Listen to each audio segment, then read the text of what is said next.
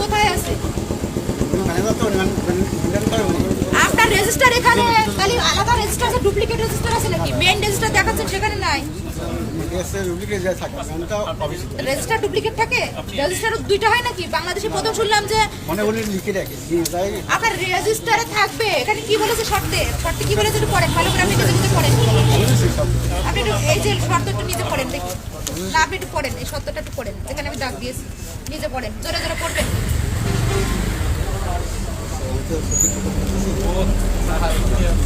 উনি চোখেও কম দেখছে।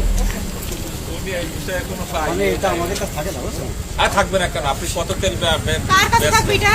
আপনি তেল বিক্রি করতেছেন, আপনি কার কাছে থাকবে? না, ওনার তথ্য তো আমরা লিখতে পারবো না। উনি কি পরিমাণ মজুদ আছে, কি পরিমাণ বিক্রয় করেছে, ওনার তথ্য ওনাকে লিখতে হবে। তেল নাই বলার কোনো সুযোগ নাই। একটু পরে আমরা মজুদ রিপোর্ট সহ ফেসবুকে আপলোড দিয়ে দিব যে কোন তেল পাম্পে কি পরিমাণ তেল মজুদ আছে। ঠিক আছে, বাংলাদেশে পর্যাপ্ত তেল মজুদ আছে আগামী 1 মাসের বেশি, সুতরাং দুশ্চিন্তার কোনো কারণ নাই।